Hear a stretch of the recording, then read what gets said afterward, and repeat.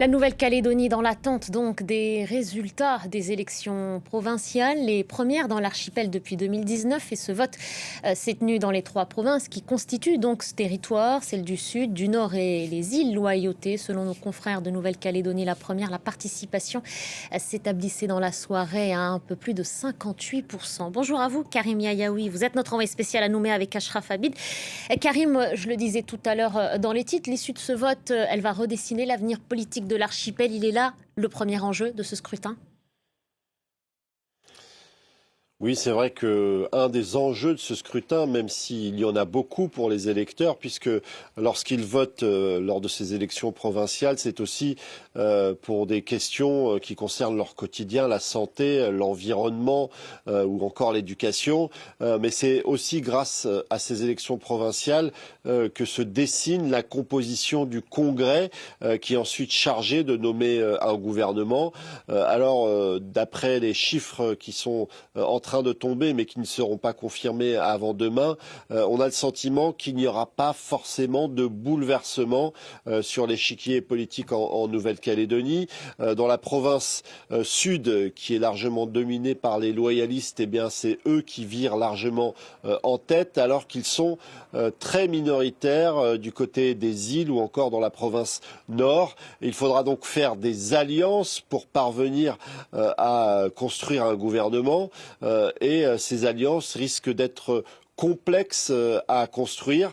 Il y a tout de même des partis qui ont tenté d'adopter une position centriste, parce que c'est vrai qu'on est dans un clivage politique extrêmement dur. D'un côté, les loyalistes, de l'autre, les indépendantistes. Et entre les deux, il y a notamment l'Éveil océanien, qui est un parti qui a tenté de trouver une ligne médiane.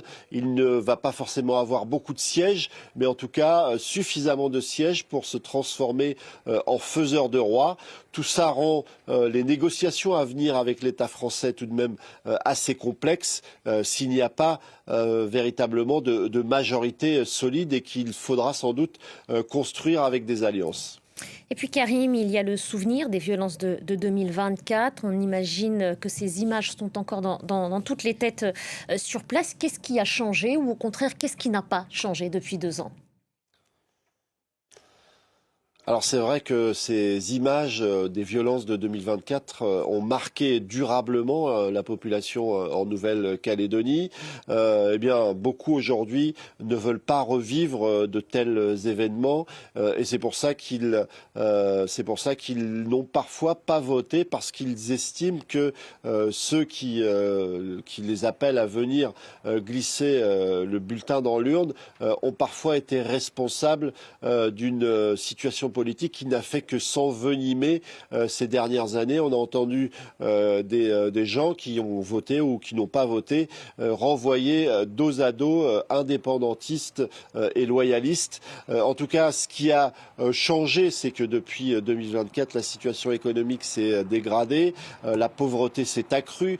Avec Ashraf Habib, on s'est rendu dans les quartiers nord de Nouméa, traditionnellement des quartiers défavorisés. Eh bien, les gens qui vivent parfois dans des squats, sans eau, sans électricité, nous ont confié que leur quotidien était encore plus dur qu'avant 2024 et surtout qu'ils s'étaient retrouvés souvent dans l'incapacité de retrouver du travail, parce qu'il y a eu beaucoup d'emplois qui ont été supprimés après cet épisode douloureux pour les Néo-Calédoniens. Donc c'est quelque chose qui a changé. Autre chose qu'on pourrait noter, c'est que les gens qu'on a rencontrés aujourd'hui, lorsqu'ils allaient voter, nous expliquaient que leur priorité, c'était l'éducation et les jeunes. Ces jeunes qu'on a parfois vus sur des barrages pour faire face aux forces de l'ordre en 2024, eh bien, les habitants de Nouvelle-Calédonie veulent un avenir meilleur pour cette jeunesse qui est parfois totalement délaissée. Merci beaucoup Karim. Karim Yaoui en direct de Nouméa. Merci Ashraf Habib qui vous accompagne. On accueille maintenant notre invité. C'est vous, Gilles Pestana. Bonjour à vous, bienvenue sur l'antenne de France 24. Vous êtes géographe, enseignant-chercheur à l'Université de Nouvelle-Calédonie. J'imagine que vous écoutiez avec attention ce que nous disait notre envoyé spécial à l'instant. On va s'arrêter peut-être, si vous le voulez bien, d'abord sur ce dernière estimation en ce qui concerne la participation. Elle est donc en net recul. Quelle analyse vous en faites au moment où notre envoyé spécial nous nous disait à l'instant qu'il n'y aura donc peut-être pas de bouleversement majeur, alors que dans le même temps, il y a de très fortes attentes du côté social et économique et aussi politique quant à l'avenir de cet archipel. Tout à fait, bonjour. Ça peut paraître paradoxal et en même temps, ça se comprend très bien parce qu'il y a sans doute un décalage entre les discussions institutionnelles sur l'avenir du pays et puis ce que les électeurs manifestement attendent davantage, c'est-à-dire qu'on leur parle de leur quotidien, qu'on leur parle du développement, d'emploi, effectivement, d'éducation, bref, des grands sujets de société et d'économie, parce que le territoire et le pays traversent une grave crise, à la fois économique et sociale, qui en fait a été aggravée par les émeutes de 2024, mais qui avait déjà été entamée avant 2024. Donc il y a ce décalage.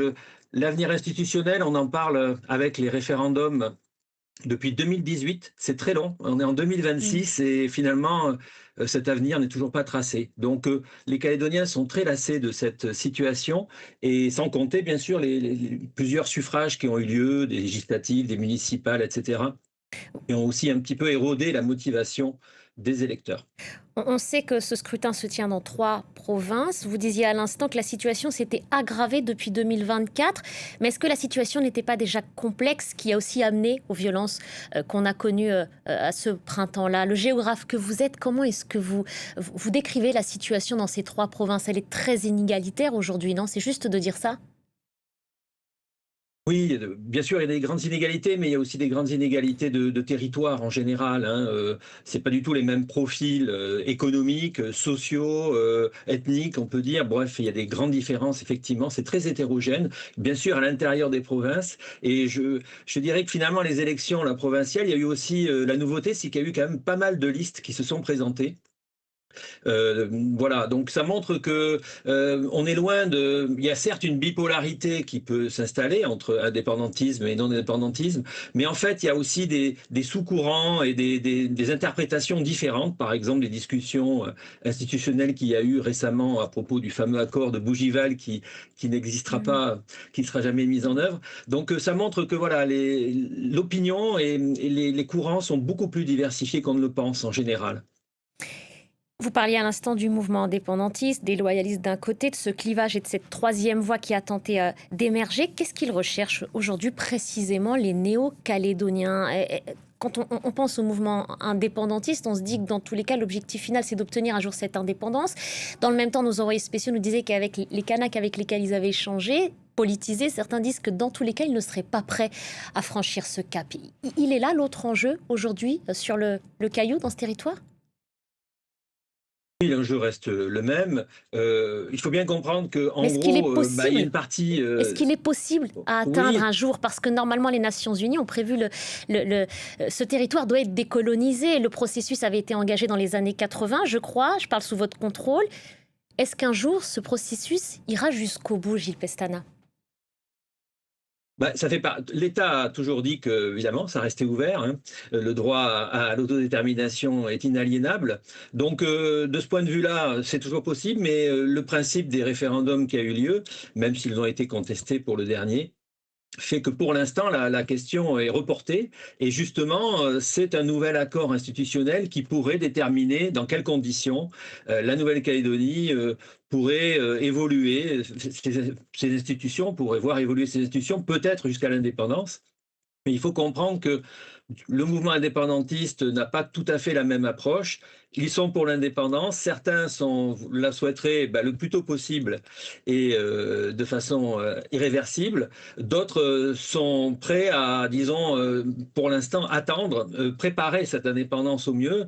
Voilà. Donc il y a cette histoire de, on va dire, de préparation de l'indépendance qui divise en quelque sorte, qui est la ligne de séparation dans le mouvement indépendantiste. Voilà. Et du côté des non-indépendantistes, on a des positions plus ou moins, on va dire, radicales ou dures vis-à-vis de la question de l'indépendance. Voilà. Mais ce qui rassemble finalement, au-delà des divisions, les Calédoniens, c'est quand même, tout le monde est d'accord pour dire qu'il faudrait maintenant s'occuper un petit peu du pays, des projets économiques, des projets de société, car finalement, c'est ce qui manque et c'est ce qui manifestement manque aux électeurs.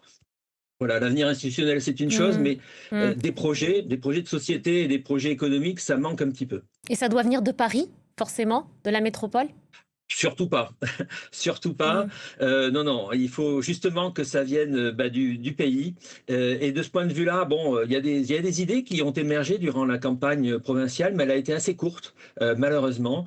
Il y a des nouvelles idées, des nouvelles têtes aussi qui ont émergé. Donc tout ça, c'est des motifs d'espoir. Mais c'est pas encore suffisant. Peut-être que les mandats aideront aussi à développer des idées qui soient un petit peu plus intéressantes. Mais voilà, les Calédoniens, ils ont surtout, je pense, ils se rassemblent sur ça. C'est-à-dire maintenant, il faut, certes, on a discuté de beaucoup de choses, mais maintenant, il faut passer au concret et au quotidien. Voilà ce que souhaitent je pense, une grande majorité d'électeurs, Donc quels que soient les votes. ce sera la première mission du prochain gouvernement, une fois nommé par le Congrès? Ce sera ça, la priorité? Tout à fait, tout à fait. Et puis bon, les discussions institutionnelles auront lieu à un moment donné, bien sûr. Aujourd'hui, on ne sait pas trop, compte tenu des résultats, on voit qu'il y a une relative stabilité. On pense que sur le Congrès, ça risque d'être encore une fois quelque chose qui est un petit peu... Il n'y a pas de majorité qui se dégage, donc Mmh. il va falloir discuter, s'entendre, faire des majorités peut-être d'idées. Des Donc, alliances aussi? finalement, on Mmh. revient un petit peu, ouais, des alliances, tout à fait, mais finalement, c'est aussi nécessaire. C'est comme ça que fonctionne le pays et qu'il fonctionnera sans doute toujours. Il faut discuter. On n'est pas d'accord, mais on arrive parfois à s'entendre au moins pour un mandat, pour une politique. C'est ce qu'il va falloir faire. Je pense que finalement, les électeurs, comme souvent, ils ont rendu un message qui va apparaître finalement assez clair. Merci beaucoup, Gilles Pestana. Merci d'avoir pris le temps de répondre à nos questions sur France 24. Merci.